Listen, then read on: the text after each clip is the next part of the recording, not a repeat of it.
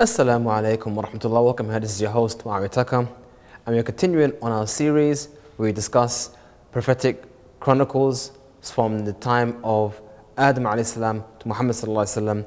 We discuss their lives and hopefully take benefit and lessons and inshallah put things in perspective when it comes to understanding the Anbiya. So we've covered so far prophets from before, those before Ibrahim who were a type, those after Ibrahim, those who came after Ibrahim, they are another type, you could say, another example.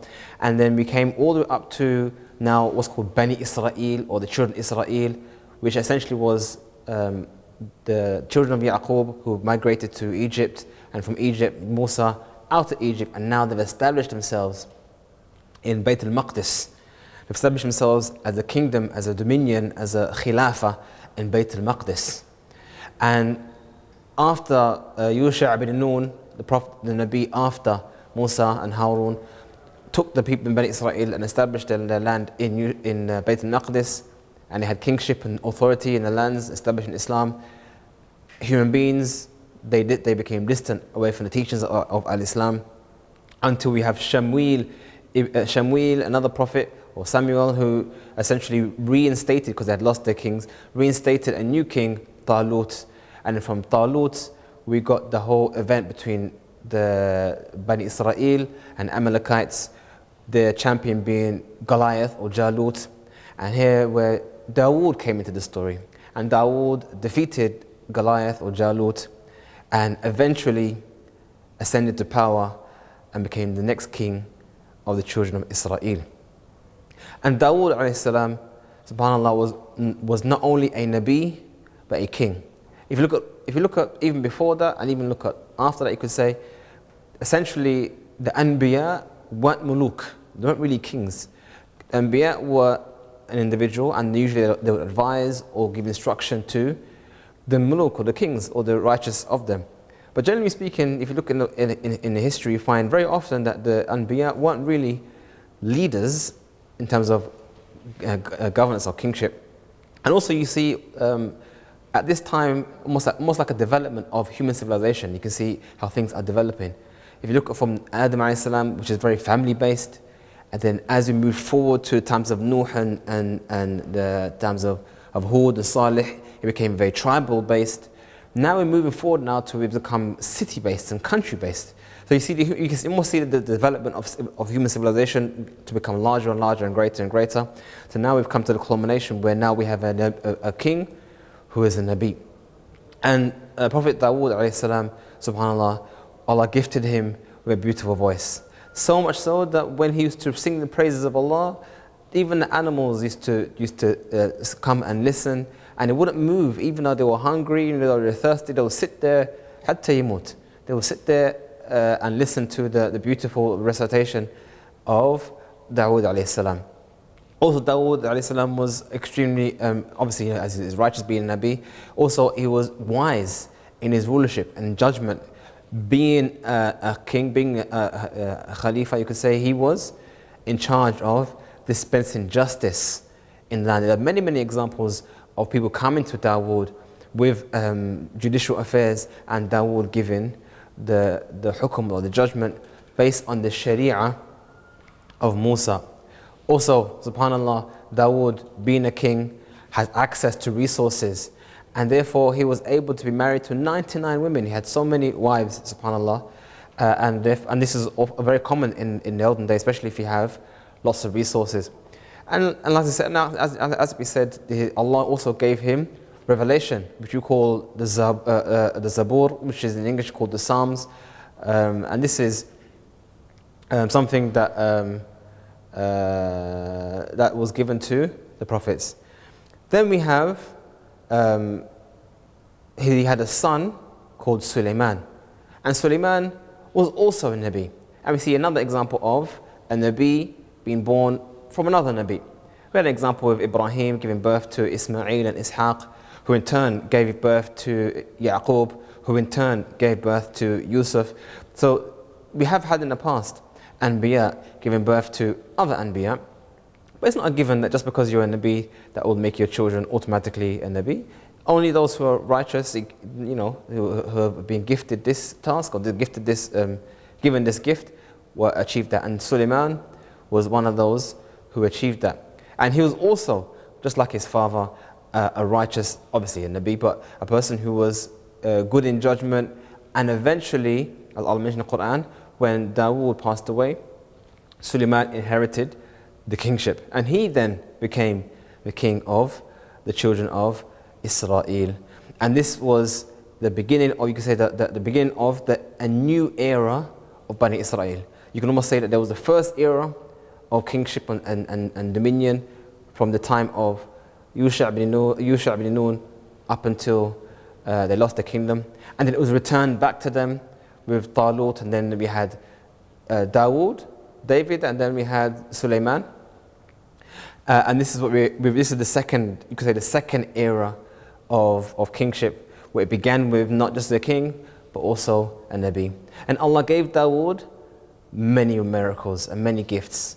Not only did Allah give him a dominion and kingship over the lands, also Allah gave him authority over the animals. So from his junoon, from his soldiers, from his army, were also animals. He was able to instruct animals to do his bidding. That was something given specifically to Suleiman alayhi salam. And on top of that, subhanAllah, he was also given dominion over the jinn. He was able to instruct and give commands to the jinn. So even the jinn served Suleiman in whatever he wanted, needed to be. And on top of that, subhanAllah, Allah also gave Suleiman the ability to understand the language of the animals. So when animals talk amongst themselves, and animals do communicate, that's something that is true. Animals do communicate, whether it's complex language or not complex language, but they do communicate. He was able to understand their communication. Now, we don't know exactly if it's understanding in terms of hearing and understanding what it is, or it's more of a revelation based, whereby he understands what it is through revelation. Wallahu a'lam. But the fact is, Suleiman was able to understand and give instruction to the animals even. So there was even one time when Suleiman was with his army. With him there was other with him human beings and non-human beings, from animals and so on and so forth. And they came to a part where there was an ant hill, and one of the ants said, quick, get out of the way before Suleiman and his army step on you and you end up being killed. And when Suleiman heard this, he laughed at what was being said, because obviously he understood what's being said. And this is mentioned in the Quran as one of the miracles given to Suleiman.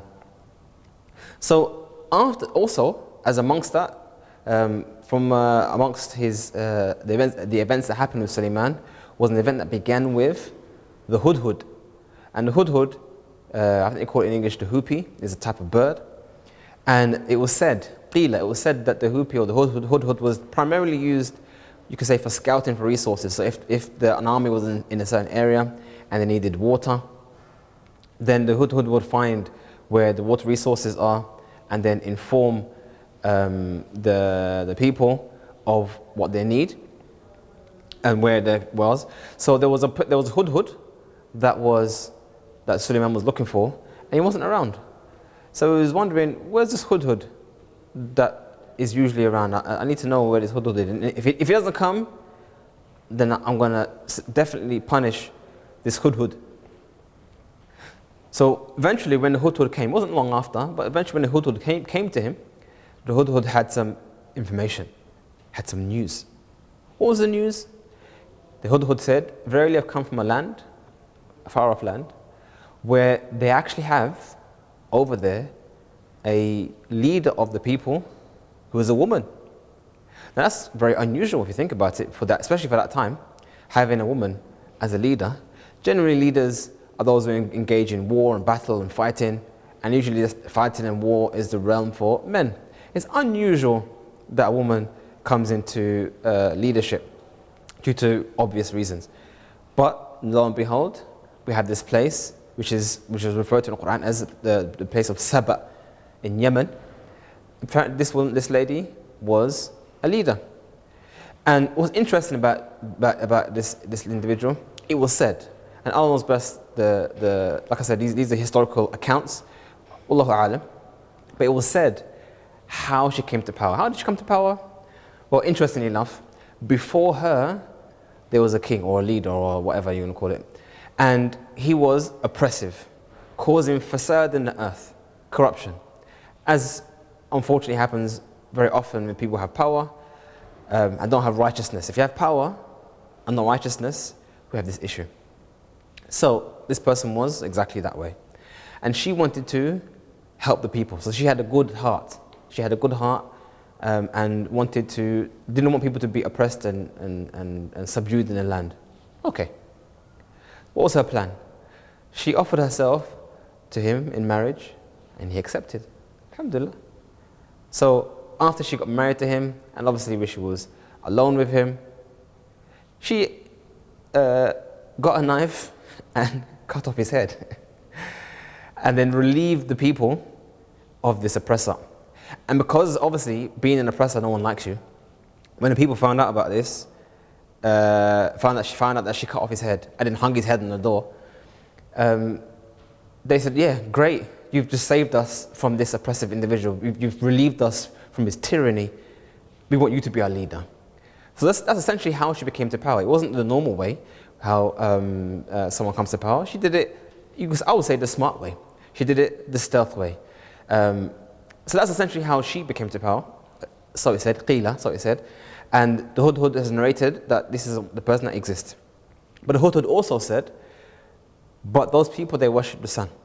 So they were celestial worshippers, they worshipped celestial bodies. So Suleiman said to the Hudhud, I want you to take to this bird, or take to this lady, a risala, a kitab, a book, a message from Suleiman. So the Hudhud returned back to the Queen of Sheba, or they're called Sheba or Saba, and gave to her this message specifically. Now, birds taking messages has been, as you can see, gone around, it's been in use for centuries, as far back as Dawud, as Suleiman. Now, I don't know if Suleiman was one of the first, or because he had that ability over animals, why he was able to do it earlier than that, but essentially this was what he did. And the message was sent to her. She opened the message, she read the message, and she called her Mala. She called her congregation. Every ruler has people around them who they consult, get advice, and execute their commands. So she said, I received this message from Suleiman, and the message begins, Bismillahir Rahmanir Rahim. So Suleiman began his message to her in the name of Allah, most gracious and most merciful. And this is the first place, one place in the Quran where Bismillahir Rahmanir Rahim is mentioned, and it's not at the beginning of the surah. So what did Suleiman write to her? He was inviting her back to Islam, and to also become one of her subjects. It's actually very common in history in places whereby a person might have dominion or leadership over an area, but then they may become a subject of a greater leader, may become a part of a greater kingdom. For example, in Egypt, there were governors who essentially were underneath the Ottoman Empire, and so on and so forth. It happens. Basically, she was invited to do so. So she asked her people, and they said, what should we do? And they said, look, if you want to fight and fight this person, we're ready to fight. And she said, no, there's no need to do that. But we have to be careful, because very sometimes kings come into a land and they turn things upside down, because she knew about how oppressive people can be. So she sent to Suleiman a gift, and when Suleiman received that gift, he said, what's this? I'm not interested in money. I'm not here for money. I'm interested in Tawheed. So he sent a gift back to her and said, look, either you listen or I'm sending an army to destroy you all. So upon seeing this, I guess she had an inkling that actually he didn't take the money, so he's not interested in that. Maybe he actually has a greater goal at hand. So she went and traveled to Suleiman. And as on the way, it became known to Suleiman that she was on her way through his many informants. It was said to him that he wanted her throne to be brought forward to show the power of Suleiman. So one of the jinn was sent to go and bring her arsh, her throne, to Suleiman, and her throne was very elaborate. I'm not sure if it's because she's a woman why it was elaborate, or it's just elaborate because of how it is, but it was very elaborate with gold and jewelry and kind of stuff. So if it came, she knows exactly that it was her throne. So when she did come and she saw it, she was surprised. This is, how's that here? How did that get here before I did? Obviously it came from the power of the dominion given to Suleiman. And when she was entering the palace of Suleiman, she noticed there was a glass floor with water underneath it, and she thought that it was water. It wasn't actually glass. So she lifted up her clothes, thinking she's going to step into water, and it was actually glass. So seeing these things, seeing these amazing feats of you could say engineering, and seeing this miracle of a arch being brought here, she submitted to Allah and became Muslim, and eventually married Suleiman. So this was the story of the Queen of Sheba and Suleiman, and the miracles given to him from his dominion. And we also see from the life of Suleiman that he also was a great leader and a righteous judge. As some of you may have already heard of the story where two women came to Dawud and said, look, one person said, this is my baby, and the other said, no, she's taking my baby. So the Dawud saw that the baby's in her hand and there's no evidence otherwise, so therefore the evidence points that she's the mother of the baby. But then the same case was brought to Suleiman, and Suleiman said, okay, don't worry, bring me a knife, I'll cut the baby in half, and you can have half and you can have half. So the one who didn't have the baby said, no, leave the baby there. What Suleiman wanted to do is reveal who really is the mother, because only the mother will actually be concerned for the well-being of the baby. So therefore Suleiman realized actually the mother is the other one, and the baby was given over. So we can see here an example of wisdom in hukm, wisdom in giving judgment, and that came from Prophet Suleiman. Inshallah, we'll continue on our journey through the lives of the Anbiya. Assalamu alaikum wa rahmatullahi wa barakatuhu.